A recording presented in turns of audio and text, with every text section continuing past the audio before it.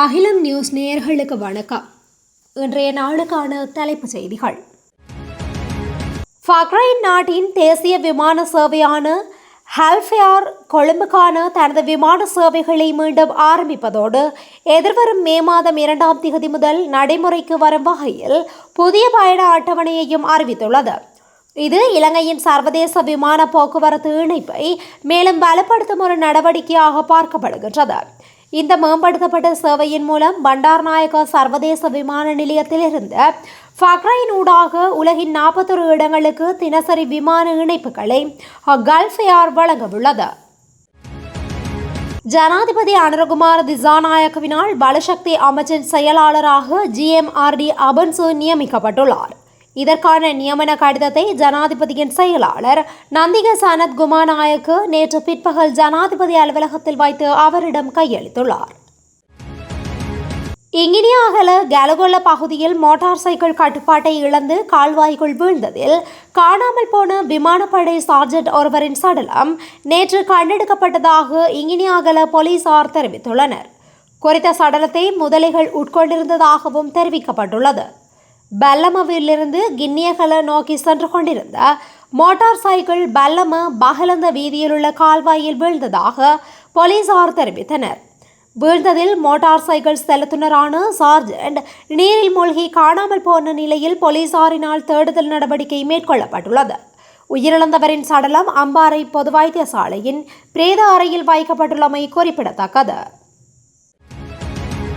புத்தளம் பிரதேச ஊழல் தடுப்பு பிரிவு அதிகாரிகளால் கைது செய்யப்பட்ட 2 சந்தேக நபர்களிடமிருந்து நாட்டில் பாதுகாக்கப்பட்ட உயிரினமான 10 நட்சத்திர ஆமைகள் மீட்கப்பட்டுள்ளன. நேற்று பகல் இந்த சோதனை நடத்தப்பட்டது.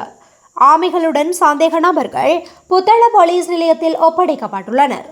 26 வயதான நபர்களே இவ்வாறு கைது செய்யப்பட்டவர்கள் ஆவார். நுவரெலியா கண்டி பிரதான வீதியில் அமைந்துள்ள பம்பரக்கல்லை PW நெடுங்குடியிருப்பு பகுதியில் ஏற்பட்ட திடீர் தீப்பரவலால் 3 வீடுகள் முற்றாக தீக்கிரையாகியுள்ளன. இந்த சம்பவம் நேற்று இடம்பெற்றுள்ளது. தீக்கிரையான 3 வீடுகளிலும் இருந்து 12 பேர் தற்காலிகமாக உறவினர்கள் வீட்டில் வசிப்பதற்கு ஏற்பாடுகள் செய்யப்பட்டுள்ளது.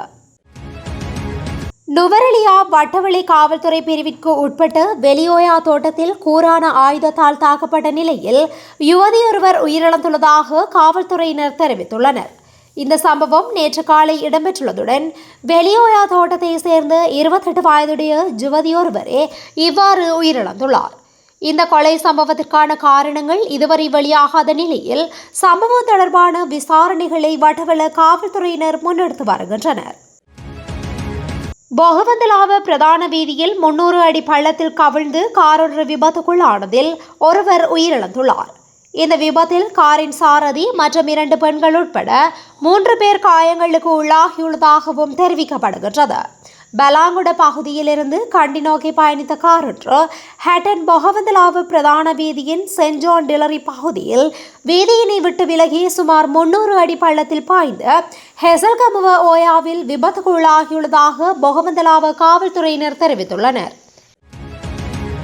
இலங்கையில் நீண்டகாலமாக தாமதமடைந்து வரும் மாகாண சபை தேர்தல்களை இந்த ஆண்டுக்குள் நடத்துவதற்கான வாய்ப்புகள் இருப்பதாக தேர்தல்கள் ஆணைக்குழுவின் தலைவர் RMAL ரத்நாயக்க தெரிவித்துள்ளார். எனினும் இதற்கு குறுக்கே நிற்கும் சட்ட சிக்கல்களை நாடாளுமன்ற செயற்குழு விரைவாக தீர்க்க வேண்டும் என அவர் மேலும் வலியுறுத்தியுள்ளார்.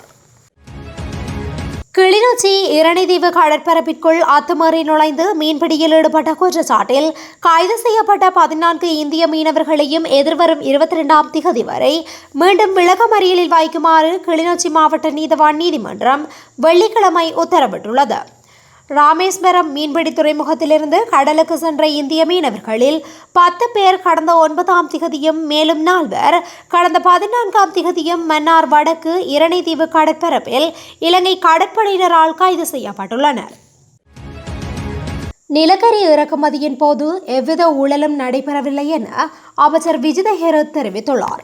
எனினும் இறக்குமதி செய்யப்பட்ட நிலக்கரி தரம் குறைந்த மட்டத்தில் இருந்ததை ஏற்றுக்கொள்வதாகவும் அமைச்சர் குறிப்பிட்டுள்ளார். எரிசக்தி அமைச்சர் குமார ஜயகொடி தனது பதவியில் இருந்து விலகியது தொடர்பில் அமைச்சர்கள் பலரின் பங்கேற்புடன் அரசாங்க தகவல் திணைக்களத்தால் நேற்று நடைபெற்ற விசேட ஊடகவியலாளர் சந்திப்பிலேயே அவர் இதனை தெரிவித்தார். நிலக்கரி கொள்வனவு குறித்து விசாரணை நடத்த நியமிக்கப்பட்டுள்ள ஜனாதிபதி ஆணைக்குழுவிடம் நிலக்கரி தொடர்பான ஊழல்கள் குறித்து எவரேனும் தகவல் அறிவித்திருந்தால் அதனை வழங்க முடியும் எனவும் கூறியுள்ளார். எரிபொருள் பெற்றுக்கொள்வதற்கான QR குறியீட்டு முறை மீண்டும் நடைமுறைப்படுத்தப்படவுள்ளது. அந்த வகையில் வாகனங்களுக்கு வழங்கப்பட்டிருந்த தற்காலிக QR விலக்கு இன்று நள்ளிரவுடன் நிறைவுக்கு வருகின்றது. இந்த நிலையில் QR குறியீட்டு முறை மீண்டும் நடைமுறைப்படுத்தப்படவுள்ளதாக இலங்கை பெட்ரோலிய கூட்டுத்தாபனம் தெரிவித்துள்ளது.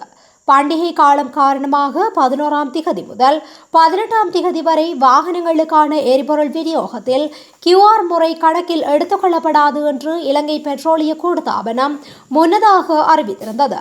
இந்த நிலையிலேயே மீண்டும் QR குறியீட்டு முறை கொண்டுவரப்பட்டதாக அறிவிக்கப்பட்டுள்ளது. நேற்றைய தினம் பதவி விலகிய முன்னாள் எரிசக்தி அமைச்சர் குமார ஜாயகொடியின் மீது குற்றம் நிரூபிக்கப்பட்டால் அவர் தண்டனைக்கு உட்படுத்தப்படுவார் என ஜனாதிபதி தெரிவித்துள்ளார். அதேவேளை நிலக்கரி இலங்கைக்கு வருவதற்கு முன்பே அது தரமற்றதாக இருப்பதாக கூறப்படுவது எவ்வாறு சாத்தியம் என தேசிய மக்கள் சக்தியின் கொழும்பு மாவட்ட ஊடக இணைப்பாளர் தாகா யான்ஸ்டீன் கேள்வி எழுப்பியுள்ளார். இது தொடர்பில் லங்காஸ்ரீயின் நேர்காணலில் கலந்து கொண்டு கருத்து தெரிவிக்கும் போதே அவர் மேற்கண்டவாறு குறிப்பிட்டுள்ளார். நிலக்கரி ஊழல் தொடர்பாக குற்றச்சாட்டு நிரூபிக்கப்பட்டால் அதற்கான தகுந்த தண்டனைகள் வழங்கப்படும் என ஜனாதிபதி நாடாளுமன்றத்தில் அறிவித்துள்ளார். அதேபோல் குற்றச்சாட்டு உறுதியாக இருந்தால் சம்பந்தப்பட்ட அமைச்சர் கூட தண்டனையை எதிர்நோக்க நேரிடும் என்றும் தெரிவித்துள்ளார். 2026ஆம் ஆண்டிற்கான முதலாம் தர கல்வி சீர்திருத்தங்களை நடைமுறைப்படுத்தும் பணிகள் முன்னெடுக்கப்பட்டு வருவதாக கல்வி, உயர்கல்வி மற்றும் தொழிற்கல்வி அமைச்சின் செயலாளர் நாலக கெலவ அறிவித்துள்ளார். அவர் மேலும் தெரிவிக்கையில், முதலாம் தர மாணவர்களின் 2ஆம் 3ஆம் தவணைகளுக்குரிய பயிற்சி நூல்களை விநியோகிக்கும் பணிகள் ஏற்கனவே ஆரம்பிக்கப்பட்டுள்ளன.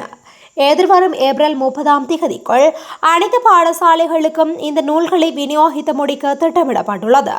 புதிய பாடத்திட்டம் தொடர்பான விழிப்புணர்வு மற்றும் பயிற்சிகள் மாகாண ஆரம்ப கல்வி பணிப்பாளர்கள், ஆசிரிய ஆலோசகர்கள் மற்றும் ஆசிரியர்களுக்கு ஏற்கனவே வழங்கப்பட்டுள்ளன.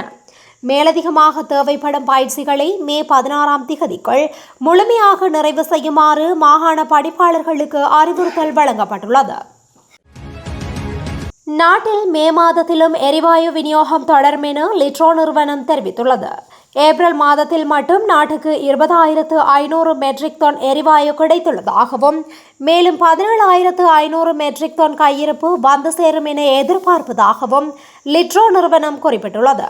மேலும் 20,000 மெட்ரிக் டன் எரிவாயு கொண்டு மற்றொரு கப்பல் தென்னாப்பிரிக்கா வழியாக மாலைதீவை வந்தடைய உள்ளதால் மே மாதத்திற்கு போதுமான எரிவாயு கையிருப்பில் இருக்கும் என்றும் லிட்ரோ நிறுவனம் மேலும் கூறியுள்ளது. இலங்கை பொது போக்குவரத்து சேவையை நவீனமயப்படுத்தும் நோக்கில் இலங்கை போக்குவரத்து சபைக்கு சொந்தமான பேருந்துகளில் பயண கட்டணங்களை செலுத்துவதற்காக பிரத்யேக அட்டை முறையை அறிமுகப்படுத்த திட்டமிட்டுள்ளதாக சபையின் தலைவர் சஜீவ கனகரத்ன தெரிவித்துள்ளார். இலங்கை போக்குவரத்து சபையின் சேவைகளை முழுமையாக டிஜிட்டல் மயமாக்கும் இலக்கின் ஒரு பகுதியாக இந்த நடவடிக்கை எடுக்கப்பட்டுள்ளது. எதிர்வரும் சில மாதங்களுக்குள் இந்த புதிய முறைமையை நடைமுறைப்படுத்த எதிர்பார்ப்பதாக தலைவர் குறிப்பிட்டுள்ளார். இத்துடன் இன்றைய நாளுக்கான தலைப்புச் செய்திகள் நிறைவடைகின்றன.